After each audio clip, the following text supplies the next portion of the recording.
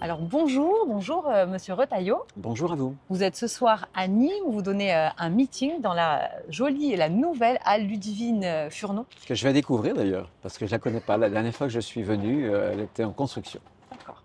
Alors Objectif Gare, on a une petite tradition, vous le savez, parce que vous êtes déjà venu sur notre plateau. Absolument, je vous confirme. On- C'était chez vous, dans vos locaux. Exactement, 2022. C'était aussi pour la présidence du parti Les Exactement. Républicains. Et c'est la question, vous en souvenez, politiquement coquine.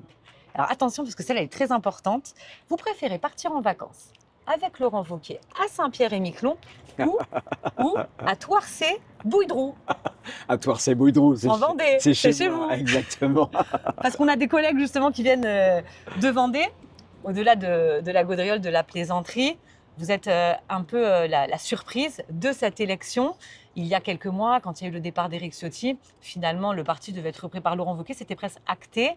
C'est un peu la surprise. Surtout, on ne donnait pas cher de notre survie, hein. Moi, je me souviens, quand je parlais à des journalistes, ils s'adressaient à nous comme un médecin peut s'adresser à un patient en phase terminale. Ça, c'est depuis la défaite de Nicolas Sarkozy. Non, non, non, non, non, non, non. Quand il y a eu le départ d'Éric Ciotti, on est passé vraiment par une phase très, très basse. Et on a cru mourir. Et quelques mois après, Oui. ce que je veux dire, c'est que quelques mois après, on a renversé la tendance. Je l'ai senti très nettement. Notre participation au gouvernement, le fait que les Français veuillent une droite qui, dans l'action, n'abdique pas ses convictions, ça, ils ont été heureux. Et il y a un vent de fierté de droite qui s'est levé. Ce que vous dites, c'est que c'est un avantage, alors que Laurent Wauquiez, lui, essaie de dire que c'est plutôt un handicap. On connaît l'argument par rapport à la liberté. Vous n'avez pas une liberté de ton aussi importante Oui, que lui, mais c'est très ça? franchement, c'est pas moi, Bruno Retailleau, qui l'ai décidé. C'est tout le monde d'ailleurs. Laurent et tout le monde. L'ensemble de la famille politique. On a décidé d'entrer au gouvernement. Pourquoi?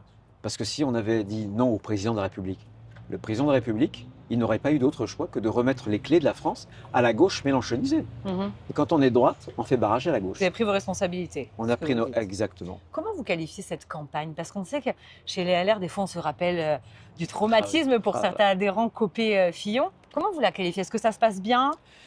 Franchement, on a tous vécu des moments difficiles, hein. Moi, j'étais aux côtés de François Fillon. J'ai vécu ces guerres des chefs qui avaient laissé vraiment des cicatrices rougeoyantes qui étaient vraiment très profondes.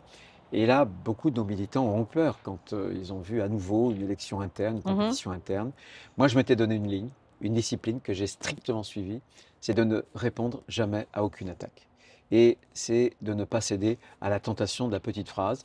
Et du coup, ça amortit le choc, si Même j'ose si vous dire. faites passer certains messages, on a vu sur un de vos documents de campagne, vous dites la droite sincère. C'est vrai que alors, ce ne sont pas les partisans du coup de Laurent Wauquiez ont plutôt tendance à dire qu'il est insincère. Parce que là, il n'y a pas un petit message subliminal. Non, je pense que la politique, moi, ça s'adresse au-delà. J'ai toujours pensé que, en tout cas, ma marque de fabrique, je pense que c'est la constance. Depuis des années, je n'ai pas changé d'opinion, Oui. ni de conviction, et ça, même quand ceux qui ne partagent pas mes convictions et qui s'opposent à moi, ils reconnaissent cette espèce de constance. Notamment votre expérience au Sénat. Exactement. Mais ce que je veux dire, c'est que et c'est important. Aujourd'hui, la crise de la démocratie, c'est souvent une crise de la parole publique. Parce que les gens, les Françaises, les Français, ne croient plus en leurs hommes, en leurs femmes politiques, parce qu'ils sentent qu'il n'y a pas de sincérité, quoi. Ils sentent que les mots qui sortent des lèvres ne sont pas alignés avec ce qu'on a dans les tripes. Mais finalement, est-ce que vous n'avez pas un sentiment aujourd'hui de prendre un peu votre revanche? On se souvient en 2022, vous avez perdu. Mais en 2022, il y a aussi eu la primaire. À un moment donné, vous étiez tenté de vouloir vous présenter. Là, votre parti vous a dit non, non, Bruno Retailleau, tu restes à l'écart. Aujourd'hui, on voit quand même qu'il y a plus d'adhésion, plus d'adhérents. On ne sait pas si c'est pour vous, ni si c'est pour Laurent Wauquiez. En tout cas, c'est pour le parti. Il n'y a pas un sentiment de revanche aujourd'hui chez vous? Non, c'est pas ce qui m'anime en fait. C'est vraiment pas ce qui m'anime. Moi, je suis parti dans cette compétition interne au départ avec des doutes, hein, parce que quand on est ministre de l'Intérieur, on s'expose aussi au coup. Mais c'est ça qui est important. Vous l'avez dit vous-même, on est désormais le premier parti en nombre d'adhérents de France. On est passé de 42 000 à 121 000. Et pour moi, c'est génial, multiplié par 3. Pourquoi? Parce que ce qu'on a réussi à faire avec des adhérents, c'est-à-dire qu'on a fait revenir des gens qui étaient partis. Ils sont revenus. Mais moi, ce que je veux faire demain, ce qu'on a fait avec les adhérents, je veux le faire avec les électeurs. Moi, je veux m'adresser à des gens qu'on a déçus. C'est de notre faute, hein, parce qu'on n'a pas été une droite souvent, comment dirais-je, très claire dans des prises de position. On s'est souvent excusé même d'être de droite. Et donc, demain, je veux qu'on puisse faire revenir des gens qui sont partis, qui sont allés voter Marine Le Pen, Éric Zemmour, On va en Emmanuel reparler, Macron. mais vous parlez du concept de clarté. Aujourd'hui, on a du mal quand on regarde votre discours ou vos idées, quand on regarde aussi celle de Laurent Wauquiez, à vous distinguer. Qu'est-ce qui vous distingue tous les Non, deux? mais ça, vous avez raison de le dire, c'est normal. Je dirais heureusement quand même. On fait partie de la même famille politique. Et dans notre famille, on a une ligne politique assez proche. Vous avez raison. Après, il peut y avoir plusieurs courants aussi, hein. Dans une famille, on Oui, n'est pas mais toujours d'accord. c'est vrai. Mais là, on est plutôt du même courant. Ouais. Ce qui nous distingue, c'est comme ça que les militants vont devoir nous départager, c'est que c'est l'incarnation.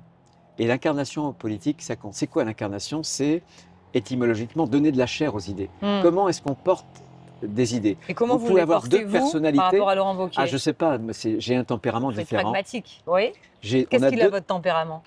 Bah, c'est moi, je suis pas le mieux à même d'en parler, il faut questionner mes amis.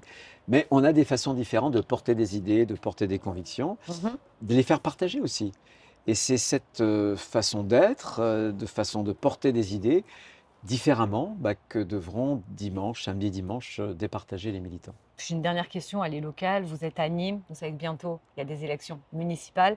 C'est un peu la pagaille à droite avec la division. Vous savez qu'il y a Franck Proust, qui est d'ailleurs, je crois, proche de Laurent Wauquiez, même si il est neutre, puisque c'est le secrétaire départemental. Il y a aussi Julien Plantier. Je ne parle pas de la candidate centriste Valérie Rouvrant. Vous, demain, vous êtes président du parti. Qu'est-ce que vous faites? Ah, je me projette pas, je dis toujours colline après colline. Je connais bien Même si Franck. gouverner, c'est prévoir. Je connais bien Franck Proust, c'est un ami. Je pense que Jean-Paul va le soutenir, donc c'est une question qu'on étudiera, parce que Nîmes est une des grandes villes qui a à sa tête un maire de notre famille politique. Donc C'est la plus grande ville, je j'y crois, qui est dirigée par les LR. j'y mettrai un soin particulier, vraiment. J'ai beaucoup d'affection pour Jean-Paul. Il a transformé sa ville. C'est le maire d'ailleurs de Nîmes qui a fait le plus de mandats. Ça veut dire qu'il y a une confiance vraiment vis-à-vis de Jean-Paul.